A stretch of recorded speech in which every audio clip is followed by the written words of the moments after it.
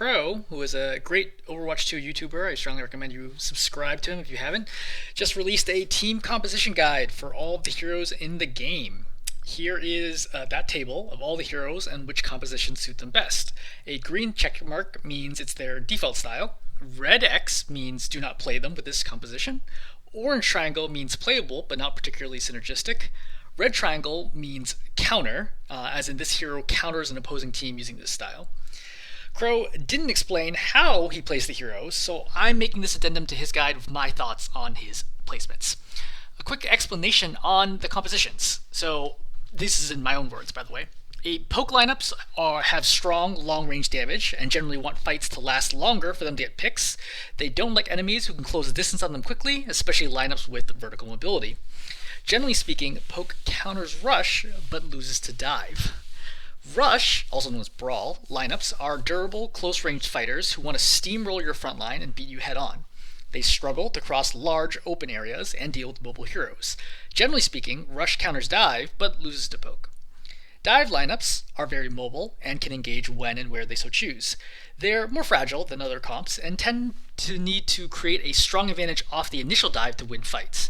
Generally speaking, Dive counters Poke but loses to Rush. Okay, let's cover the tanks. So for Reinhardt, obviously does not do very much with Poke. I think at lower ranks people think that Reinhardt just holding shield and letting your team shoot is a good idea. It's almost never a good idea. I think the tank has to apply some type of pressure to the opposing team. Just simply keeping your team alive is not good enough, right? Your shield's eventually going to break, and then after that, your whole team's going to fall apart. For Rush, Reinhardt is classically, the brawl slash rush hero. So he runs through the front, right? Starts swinging, makes a ton of space, super durable, right? It's not just his regular health, but his shield gives him an extra 1,200 health on command at any moment in time, as long as they know of a shield breaker. Or anything that bypasses a shield, rather. So he can basically get into the teeth of the enemy team, create a lot of space, do a lot of damage, and then when he's in trouble, he just holds up the shield, waits till it gets healed, and then continues applying the pressure. So very, very strong in that regard. The problem is he does get countered by anti-rush comps, like Orisa really messes Reinhardt up super badly, and I presume they're probably going to do something about that one day. And next up is Dive. Reinhardt doesn't really have any synergy with Dive. Again, Dive is like, you jump in there, you do a ton of damage all at once, and then you kind of get out. Ryan has no ability to get out, so he has no way to not commit to a fight. But he can rush in on a relatively flat map because he can charge in, which gets him in pretty quickly. He can cancel the charge and shield to block things like sleep to prevent him from getting disabled. So there's some degree of working it out. It's not great, but it's not terrible either. I understand the orange triangle rating here. Next up, Zarya. Zarya is not a good poke hero. Her beam only goes 15 meters. At long range, she does literally nothing. She can't even shield her team. She can bubble them, but at long range, it's inconsistent to get energy because people can stop shooting because they have plenty of time to react to the bubble versus up close. So not good value at all in poke. Rush, obviously, a lot of people consider Zarya a brawl slash rush tank. You want to be running down main. You want to keep the fight very linear. You're just kind of beaming down their front line. You can't just push forward the way a Rein or an Orisa can. You really do have to wait to cycle through your bubble timings, but eventually the core gameplay is still, basically running down the throats, right? Just smashing them in the face from the front. So I think that's generally why people consider Zarya in the brawl slash rush category. For Dive, Zarya has zero ability to follow the dive, but she does have the ability to bubble the divers, which are very, very strong. So if your DPS are diving like a Pharah or an Echo or Genji, Tracer, etc., and they know they're getting a bubble, they can stay in a lot longer than they normally would, which can often result in a kill. It gets you a ton of energy, and then you can do whatever your gameplay is. It could be fighting for the objective, it could be burning down the opposing tank, it could be peeling for your supports, etc., etc. Not the best matchup, but certainly playable. I would agree with that. For Junker Queen, again, no long range capability whatsoever, so just not good into as a poke hero. Can't really do very much in that space. Her shotgun, even though it does more damage at range than most other shotguns, is still way too short ranged to fight at the 20 to 40 meter range that most poke lineups prefer to fight in. Rush, Junker Queen is really good at enabling the rush, right? She doesn't even need a Lucio for speed. She can speed her whole team in, so she kind of plays from the front. Again, her timings are not so much like, hey, I can just bust you in the face from the very beginning. You do have to work them down with knife, you do have to work them down with shotguns, but then once you do pop shout, you're very, very dangerous because you can chase down heroes really easily, you do a ton of damage up close, you have good sustain with healing, and your ultimate can get you in or can turn a team fight very, very quickly. So yeah, strong into the rush meta, and then rush lineups. And a nice thing is that she doesn't need Lucio to enable a rush versus brawl gameplay the way a Reinhardt would.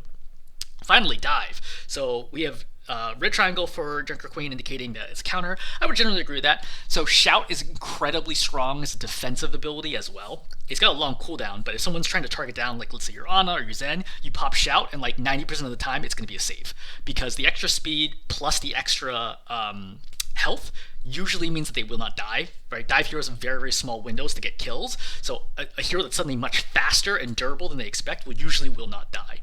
In addition to the fact is that you can also now peel very quickly because you're super fast. You do really good damage.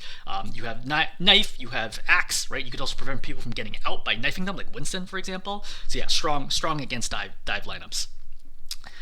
Okay, Ramatra. So Ramatra can be played into poke. Yep, agree with that. So his staff does surprisingly good damage at range. It's also really good against snipers because snipers are slowed, like Ashe, Widow, Hanzo. So his staff can do 100 damage per second, up to 200 damage per second at any range with no damage fall off. He can melt snipers. Like, it's entirely possible. Like, I just straight up killed widows at like GM even, where I found an off angle where I can fire like at them, and by the time they realize the damage is coming, there's like so much like hitting them that when they start dodging, they're already dead.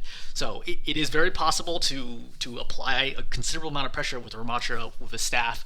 The thing is that you can out poke enemies that are not pokey. Like, for example, you can out poke like a Rhine or an Orisa, but you cannot out poke a Sigma, for example, who will crush you in a poke situation. Simultaneously, Ramatra is good in brawling against some lineups, but not others. It's heavily composition dependent, right? We talk about rush. So the whole timing goes around. It's like use staff to advance, right, along with your shield. Then you pop Nemesis form roughly when shield's expiring. You go punch, use block, and you stay alive. And by the time you come out of Nemesis, your shield should be up, or you have like 2 seconds of wait time. And then you put shield again, and you cycle that gameplay loop over and over and over again. It's really good for enemies that cannot punish the fact that you're cycling. So, for example, they're playing very passive. That can be good. Like, Reinhardt is like playing very, very slow, for example, or Zarya is playing really slow, is that you can constantly apply pressure and create a lot of space that way. Against Sigma, the problem is Sigma doesn't really care, and he can kind of like outpoke you already, so he's going to stay at range and constantly wear you down, and it's going to completely negate your Nemesis form. Someone like Reinhardt, the gameplay for him, or Orisa, is to force out your Nemesis form, right? Then stall during Nemesis, and then kill you when you're back to Omnic form, because you're very, very squishy in Omnic form. So, yeah, I mean, heavily skill compositional dependent and just something to think about. Dive. So KROW has a red triangle here. I don't know if I agree with that. That doesn't feel right to me. So I think the idea here is that you can use Vortex to shut down dives because it pulls people to the ground and it slows them, which is really annoying, but I don't think it's consistent enough that I would consider this a counter. Like, I don't think I would see like a Winston Genji Tracer dive and think, oh, let me go Ramatra right now. Like, that doesn't feel right to me, and it doesn't feel like I would consistently win that game. Like, that I would be advantaged, like 60% plus chance of winning. I don't agree with this. I think that I would probably do Red X here, personally. I don't think that Ramatra counters dive, and I don't think he synergizes well with dive either, because he has no mobility skills other than like faster street from Nemesis, and his poke damage is not like nearly high enough to enable the dive, and he has no utility for the divers either. All right, Orisa, orange across the board. I don't know that I agree with this either. I think that for poke, yep, I think she's playable into poke. She does decent damage. She has a lot of damage fall off, but the pressure of the shots and the javelin itself can be valuable. She can use spin to deflect people off of your team. She can also use it to push people away. Like, when jumps in, you can use javelin or spin to knock people away. So you can kind of enable poke that way. Again, your long range damage is quite poor because of how high. She's one of the only heroes in the game that has damage fall off with the projectile, which is her main gun, which is very, very, very unusual. For rush or brawl, I think that's where she should be. I think that should be green circle. Again, just like running down their front, like just smashing their face. You're extremely durable. You can cycle your cooldowns well. You do good close range damage, right? Javelin's really effective. You can physically create space with spin and javelin, like knocking them back over and over again to force them to the next corner. So I think it should be a green check mark here. For dive, I don't think there's any synergy here. I think this is a red X. I think that her long range damage is poor. She has no utility for her team. She has no mobility. I think she should be red X here. I disagree with KROW. All right, Sigma. Poke, we already talked a ton about Sigma, best poke tank in the game by a long shot. It's not even close. Does good, consistent damage at 22 meters. His abilities are extremely strong at cycling to keep him alive. Excellent sustain. Doesn't need a lot of healing, which allows his supports to do more damage. That's like that's just kind of a side effect of helping his team be better at poking. Is his team, like if he has an Ana, she doesn't focus on healing him as nearly as much because he has shield regen, like literally his own health shield regen. He has his actual barrier shield regen, and he has grasp as well, which allows him to absorb health. So he has so many different mechanisms to regain health without needing support healing, which allows the supports to do a lot more damage.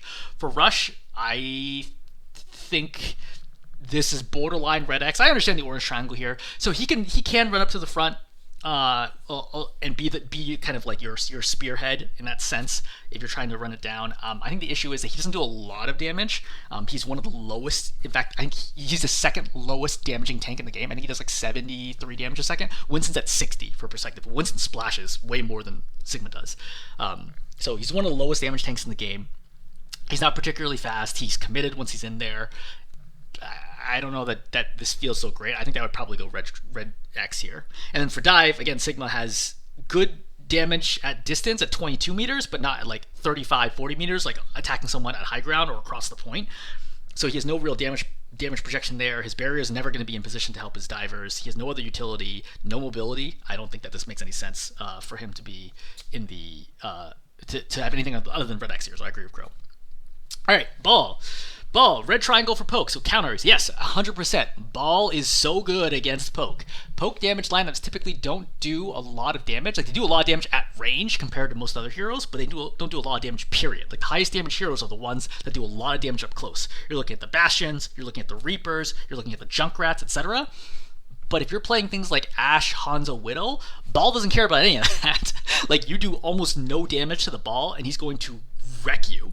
And his extremely good mobility, including the ability to take flanks that no other hero can really do, can't fly, allow him to cross distances very quickly. He can approach from unusual angles. His slam does a ton of damage. He often has no headshot hitbox when he's in ball form. He has no headshot hitbox. So heroes that rely on headshots like Ashe, Widow, Hanzo just literally can't headshot him. He does good damage even just rolling around. Super disruptive. Like one of the best anti-poke heroes in the game for sure.